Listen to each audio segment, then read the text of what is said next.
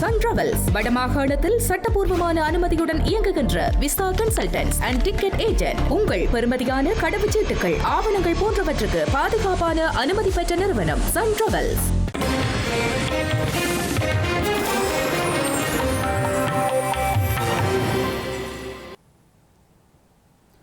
வணக்கம். இது ஐபிசி தமிழின் காலை நேர பிரதான செய்திகள். முதலில் தலைப்புச் செய்திகள். கட்சி பேதங்களை கடந்து இந்த ஆண்டும் முள்ளிவாய்க்கால் நினைவேந்தல். அழைப்பு விடுத்த முள்ளிவாய்க்கால் நினைவேந்தல் பொது கட்டமைப்பு. எழுத்தாளர் தீபச்செல்வனுக்கு ஆதரவாக கிளிநொச்சியில் போராட்டம். நாளை ஒன்றிணையுமாறு அழைப்பு.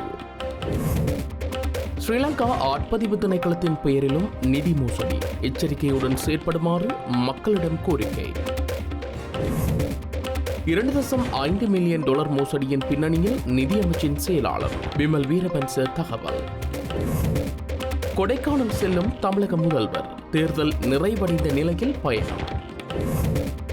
ஜேடி போன்ஸை தவிர்த்து பாகிஸ்தான் செல்லும் அமெரிக்க தூதுக்குழு. ஈரான் பேச்சுவார்த்தையில் பங்கேற்க திட்டம். இனி விரிவான செய்திகள். இறுதிச் யுத்தத்தின் போது முள்ளிவாய்க்காலில் படுகொலை செய்யப்பட்ட மக்களை நினைவு கூர்ந்து இந்த ஆண்டும் இன மத கட்சி வேறுபாடுகளை களைந்து நினைவேந்தலை முன்னெடுக்க ஒன்றிணையுமாறு முள்ளிவாய்க்கால் நினைவேந்தல் பொது கட்டமைப்பு அழைப்பு விடுத்துள்ளது. முதற்கட்டமாக 12ஆம் தேதி முள்ளிவாய்க்காலில் சிரமதான படையும் முள்ளிவாய்க்கால் கஞ்சி வழங்கவுள்ளதாக அந்த கட்டமைப்பு தெரிவித்துள்ளது. முள்ளிவாய்க்கால் நினைவேந்தல் பொது கட்டமைப்பின் சார்பாக முள்ளிவாய்க்கால் நினைவேந்தல் திடத்திலிருந்து தமிழ் பேசும் உறவுகள் அனைவருக்கும் இந்த அழைப்பை நாங்கள் விடுக்கின்றோம். 2009 மே 18 தமிழ் இன அழிப்பு நாள். 2026ஆம் ஆண்டு மே 18ஆம் நாள் இந்த திடலிலே நாங்கள் மீண்டும் ஒன்று கூட இருக்கிறோம். அனைவரையும் இந்த நிகழ்வுக்கு அன்போடு அழைத்து நிற்கின்றோம். இந்த இடத்திலே நாங்கள் எங்களுடைய நினைவு கூறுதலை இணைந்து முன்னெடுப்போம்.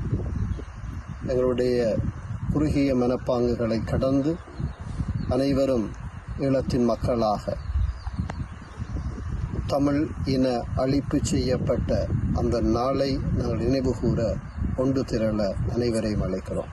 எதிர்வரும் 12ஆம் நாள் மாலை 4 மணிக்கு இந்த திடலிலே ஆரம்ப நிகழ்வாக சிரமதானமும் முள்ளிவாய்க்கால் கஞ்சியும் வழங்கப்பட இருக்கிறது. அன்றைய தினத்திலே எமது வடகிழக்கு சார்ந்து தேசிய சிந்தனைகளோடு இயங்குகிற சிவில் அமைப்புகள் இந்த மே 18ஆம் நாள் பல்வேறு ஒத்துழைப்புகளை வழங்குகின்ற அமைப்பின் பிரதிநிதிகள் தாகசாந்தி போன்ற நிகழ்வுகளை முன்னெடுக்கிறவர்கள் அனைவரையும் இந்த இடத்திலே அன்போடு அழைக்கிறோம். எமது விடயங்களை திட்டமிடுவதற்கும் ஒருங்கிணைப்பதற்குமாக அந்த வாரம் பூராக எங்களால் முடிந்த அளவு இந்த நிகழ்வை நினைவு கூறும் முகமாக முள்ளிவாய்க்கால் கஞ்சியை வழங்குவோம். இந்த நிகழ்வை எமது பிள்ளைகளுக்கு எடுத்துச் சொல்வோம்.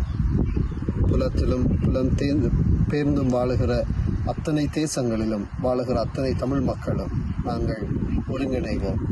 இந்த மே 18ஆவது நாளை நாங்கள் எமது இனம் அழிக்கப்பட்டதன் நாள் என்று உரத்து சொல்லுவோம்.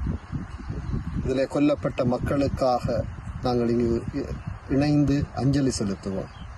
எங்களுடைய தேசிய நலன்களை நாங்கள் மீண்டும் வலியுறுத்துவோம். தமிழர்களாக இணைவோம். தமிழர்களுடைய அபிலாசைகளை நாங்கள் முன்னெடுப்போம். இந்த ஆண்டும் நீங்கள் பலராக, சமூகங்களாக, குழுக்களாக ஒன்றிணைந்து ஒரு குடையின் கீழ் இந்த நினைவேந்தலிலே பங்கெடுக்க அழைக்கிறோம். கட்சி, மதம், பிரதேசம் என்ற குறுகிய மனப்பான்குகளை கடந்து தமிழ் தேசத்தின் மக்களாக இந்த இடத்திலே ஒன்றிணைய உங்கள் அனைவரையும் அன்போடு அழைத்து நிற்கின்றோம்.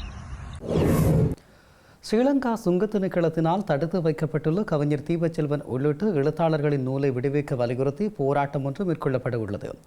இந்த போராட்டம் நாளை ஞாயிற்றுக்கிழமை காலை 9 மணிக்கு கிளிநொச்சியில் இடம்பெறவுள்ள நிலையில் அனைவரையும் ஒன்றிணையுமாறு உலக தமிழ் பண்பாட்டு இயக்கத்தின் இலங்கை கிளை தலைவர் சத்யானந்தன் அழைப்பு விடுத்துள்ளார். தீபச்செல்வன் அவர்களுடைய 5 நூல்களை கடந்த 1 மாத காலமாக சுங்க திணைக்களம் பாதுகாப்பு அமைச்சோடு இணைந்து அதனை தடுத்து வைத்திருப்பது தொடர்பாக வருகின்ற ஞாயிற்றுக்கிழமை 26ஆம் தேதி கிளிநொச்சி கந்தசுவாமி கோவிலுக்கு முன்பாக ஒரு கண்டன ஆர்ப்பாட்டம் ஒன்றை நடாத்துவதற்கான அழைப்பை விடுவதற்காகவே நாங்கள் இந்த ஊடக சந்திப்பில் மேற்கொண்டிருக்கிறோம். உங்களுக்கு தெரியும், தமிழ் சமூகத்தினுடைய வரலாற்றை பண்பாட்டை வெளிப்படுத்துவதில் கடந்த கால போர் இலக்கியங்களுக்கு மிகப்பெரிய கனதியான பங்கு இருக்கு.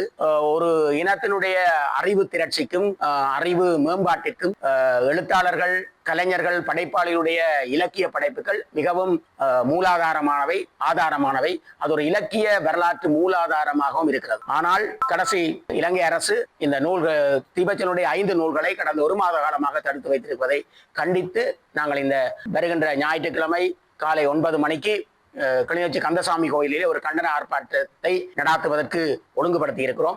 உலக தமிழ் பண்பாட்டு இயக்கம், தமிழ் தேசிய கலை இலக்கிய பேரவை, மாவட்ட விவாதிகள் கழகம் ஊடாக கிளிநொச்சியில் இருக்கிற கலை இலக்கிய படைப்பாளிகள், எழுத்தாளர்கள், பொது அமைப்புகள பிரதிநிதிகள், சமூக செயற்பாட்டாளர்கள் அனைவரையும் இந்த கண்டன ஆர்ப்பாட்டத்தில் இணைந்து கொள்ளுமாறு அறைகோல் விடுப்பதற்காகவே இந்த ஊடக சந்திப்பை மேற்கொண்டிருக்கிறோம்.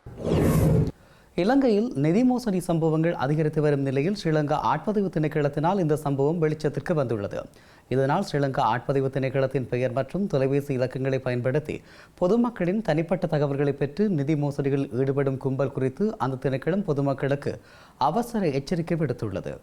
ஸ்ரீலங்கா ஆட்பதிவு திணைக்களத்தின் உத்தியோகபூர்வ அவசர அழைப்பு இலக்கத்தை ஒத்த எண்களை பயன்படுத்தி இந்த மோசடி அழைப்புகள் மேற்கொள்ளப்படுவதாக அந்த திணைக்களம் தெரிவித்துள்ளது. அத்துடன் மோசடியாளர்கள் அரசாங்கத்தின் உத்தியோகபூர்வ இலச்சனையை பயன்படுத்தி போலி கைபேசி செயலி ஒன்றையும் உருவாக்கியுள்ளதாகவும் அதில் எண்ணியல் அடையாள அட்டை அல்லது மின் தேசிய அடையாள அட்டைக்கான விவரங்களை பதிவு செய்துள்ளதாகவும் கூறி செயலிகள் ஊடாக தகவல் திரட்டுவதாக அந்த திணைக்களம் எச்சரித்துள்ளது. திணைக்களத்தின் உத்தியோகபூர்வ இணையதளத்தை போன்றே வடிவமைக்கப்பட்ட இணையதளம் ஊடாக பொதுமக்கள் ஏமாற்றப்படுவதாகவும் கூறப்படுகின்றது. இந்த நிலையில் ஆட்பதிவு திணைக்களம் இவ்வாறான தொலைபேசி அழைப்புகள், செயலிகள் அல்லது இணையதளம் ஊடாக தனிப்பட்ட விவரங்களை பதிவு செய்யும் எந்தவித நடவடிக்கைகளையும் முன்னெடுக்கவில்லை என திட்டவட்டமாக தெரிவித்துள்ளது. சந்தேகத்துக்கிடமான இணையதளங்களுக்கு உங்களது விவரங்களை வழங்குவதையோ அல்லது நிதி தகவல்களை பரிமாற்றிக் கொள்வதையோ முற்றுமுழுதாக தவிர்க்குமாறும் அறிவுறுத்தப்பட்டுள்ளது. ஸ்ரீலங்கா திரைசேரியிலிருந்து $2.5 மில்லியன் மூன்றாம் தரப்பினால் இணைய மோசடி ஊடாக மோசடி செய்யப்பட்டதாக அரசாங்கம் குறிப்பிடுவது சிறுபிள்ளைத்தனமானது என தேசிய சுதந்திர முன்னணியின் தலைவரும் முன்னாள் அமைச்சருமான விமல் வீரவன்ச தெரிவித்துள்ளார். இதனால் நிதி குற்றத்திற்கு பொறுப்பேற்று நிதி அமைச்சின் செயலாளர் உடனடியாக பதவியிலிருந்து விலக வேண்டும் என அவர் கேட்டுக்கொண்டுள்ளார். திரைசேரியால் செலுத்தப்பட்ட $2.5 மில்லியன் மோசடி செய்யப்பட்ட விவகாரத்தின் பின்னணியில் இருக்கும் உண்மையான இணைய ஊடுருவலாளர் நிதியமைச்சின் செயலாளராகவே இருக்கலாம் என்ற சந்தேகம் காணப்படுவதாக விமல் வீரவன்ச தெரிவித்தார். ஆஸ்திரேலியாவில் உள்ள கடன் வழங்குனர்களுக்கு செலுத்த வேண்டிய கடனை வெறும் மின்னஞ்சல் மூலம் வந்த வேறொரு கணக்கு இலக்கத்திற்கு வைப்பிலிடும் அளவுக்கு திரைசேரி அதிகாரிகள் முட்டாள்களாக இருப்பதை ஏற்றுக்கொள்ள முடியாது எனவும் கூறினார். 76 ஆண்டு காலமாக இலங்கை நிதி வரலாற்றில் இவ்வளவு பாரதூரமான மற்றும் தர்க்கமற்ற கொடுக்கல் வாங்கல் இடம்பெறவில்லை எனவும் ஒரு தனியார் நிறுவனம் பின்பற்றும் அடிப்படை மீளாய்வு முறைகளை திரைசேரி மீறியுள்ளதாகவும் கூறினார். பொருளாதார ரீதியில் மக்கள் பாதிக்கப்பட்டுள்ள நிலையில் அரச பொது நிதி குறித்து திரைசேரி அலட்சியமாக செயற்படுவது வன்மையாக கண்டிக்கத்தக்கது எனவும் விமல் வீரவன்ச தெரிவித்தார். ஸ்ரீலங்கா முன்னாள் ஜனாதிபதி ரணில் விக்ரமசிங்க சத்திர சிகிச்சைக்கு பின்னர் ஓய்வெடுத்து வரும் நிலையில் அவரது மனைவி மைத்திரி விக்ரமசிங்கவிடம் குற்றப்புலனாய்வு பிரிவினர் வாக்குமூலம் பெற்றுக்கொள்ள அவர்களது வீட்டுக்கு சென்றமைக்கு ஐக்கிய தேசிய கட்சி கடும் கண்டனம் வெளியிட்டுள்ளது. ஸ்ரீலங்காவின் முன்னாள் ஜனாதிபதி ரணில் விக்ரமசிங்கவின் பாரியாரான மைத்ரி விக்ரமசிங்கவிடம் குற்றப்புலனாய்வு திணைக்களம் நேற்றைய தினம் வாக்குமூலம் பதிவு செய்து கொண்டுள்ளது. அவரது இல்லத்தில் வைத்து குற்றப்புலனாய்வு திணைக்களம் வாக்குமூலத்தை பதிவு செய்திருந்தது. இந்த நிலையில் குற்றப்புலனாய்வு திணைக்களத்தின் நடவடிக்கையை வன்மையாக கண்டிப்பதாகவும் இது அரசாங்கத்திற்கு எதிராக நாளுக்கு நாள் முன்வைக்கப்படும் குற்றச்சாட்டுக்களை திசை திருப்புவதற்காக மேற்கொள்ளப்படுகின்ற நடவடிக்கையா என்ற சந்தேகம் எழும்புவதாகவும் ஐக்கிய தேசிய கட்சியின் தவிசாளர் வஜ்ர அபேவர்த்தன தெரிவித்தார். தெரிவித்துள்ளார். முன்னாள் ஜனாதிபதி ரணில் விக்ரமசிங்க இதய அறுவை சிகிச்சையின் பின்னர் குணமடைந்து வரும் இந்த தருணத்தில் அவரது மனைவி பேராசிரியர் மைத்ரி விக்ரமசிங்கவிடம் வாக்குமூலம் பெறுவதற்காக குற்றப்புலனாய்வு பிரிவினர் அவரது இல்லத்திற்கு சென்றமை கவலை அளிப்பதாகவும் கூறினார். ரணில் விக்ரமசிங்கவின் ஆரோக்கியத்தை பாதுகாக்கும் நோக்கில் அரசியல் நடவடிக்கைகளுக்காக எவரும் அவரது இல்லத்திற்கு செல்லவில்லை.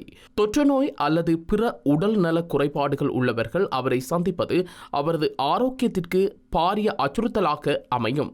இவ்வாறானதொரு இக்கட்டான பின்னணியில் வாக்குமூலம் பெறுவதற்காக குற்றப்புலனாய்வு பிரிவினர் அவரது இல்லத்திற்கு சென்றமையானது தவறானது என அவர் கூறினார். இவ்வாறான நடவடிக்கைகளுக்கு அறிவுரை வழங்குவது யார் என்ற கேள்வி எழும்புகின்றது எனவும், குறிப்பாக தேசிய மக்கள் சக்தி அரசாங்கத்திற்கு எதிராக நாளுக்கு நாள் முன்வைக்கப்படும் குற்றச்சாட்டுக்களை திசை திருப்புவதற்காக இவ்வாறான செயல்கள் முன்னெடுக்கப்படுகின்றனவா என்ற சந்தேகம் எழும்புவதாகவும் வஜிர தெரிவித்தார்.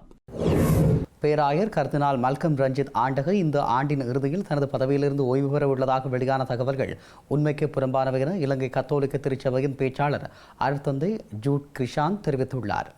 கர்தினாலின் பதவி தொடர்பான முடிவுகள் வத்திக்கானால் எடுக்கப்படுகின்றன என்று அருட்தந்தை யூட் கிரிசாந்தா தெரிவித்தார். திருச்சபை சட்டத்தின்படி ஒரு பேராயர் 80 வயதை எட்டும்போது ஓய்வு பெறுவதாக கருதப்படும் நிலையில் இறுதி முடிவு பாப்பரசரே மேற்கொள்வார் என கூறினார். அதன்படி கர்தினால் மெல்கம் ரஞ்சித் ஆண்டகை அடுத்த ஆண்டு 80 வயதை எட்ட இருந்தாலும் அவரது ஓய்வு குறித்து இதுவரை எந்தவித அதிகாரப்பூர்வ முடிவும் அறிவிக்கப்படவில்லை என தெரிவித்தார். மன்னார் மாவட்டத்தில் இதுவரை காணாமல் போனவர்கள் தொடர்பாக 612 முறைப்பாடுகள் கிடைக்கப்பெற்றுள்ளதாக மன்னார் மாவட்ட காணாமல் போன ஆட்கள் பற்றிய பிராந்திய அலுவலகம் தெரிவித்துள்ளது. மன்னார் மாவட்ட காணாமல் போன ஆட்கள் பற்றிய பிராந்திய அலுவலகத்தின் ஏற்பாட்டில் காணாமல் ஆக்கப்பட்டவர்களின் சாட்சியங்கள் பதிவு செய்யும் நடவடிக்கை நேற்று மாவட்ட செயலகத்தில் இடம்பெற்றது. இதன்போது காணாமல் போனோர் ஆட்கள் பற்றிய அலுவலக பிரதிநிதிகள், சட்டத்தரணிகள் கலந்து கொண்டதோடு மன்னார் மாவட்டத்தின் காணாமல் போனவர்களை தேடும் நூற்றுக்கணக்கான உறவினர்களும் கலந்து கொண்டிருந்தனர்.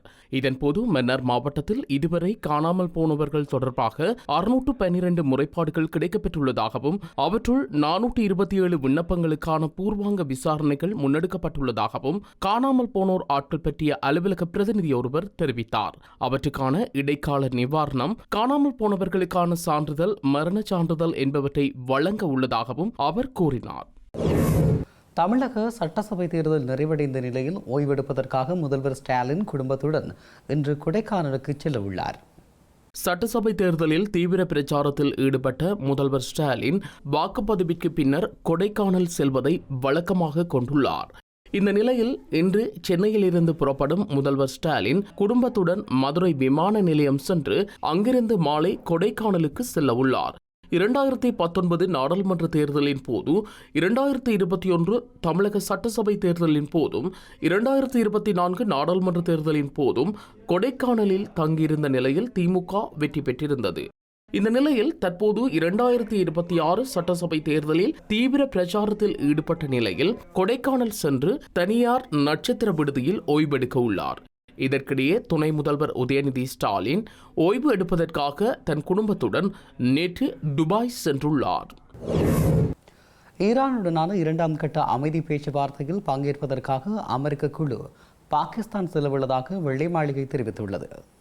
அமெரிக்க ஜனாதிபதி டொனால்டு டிரம்பின் சிறப்பு தூதுவர் ஸ்டீவ் விட்காஃப் மற்றும் அமெரிக்க ஜனாதிபதியின் மருமகன் ஜெராட் குஷ்னர் ஆகியோர் பாகிஸ்தான் செல்ல உள்ளதாக வெள்ளை மாளிகை தெரிவித்துள்ளது.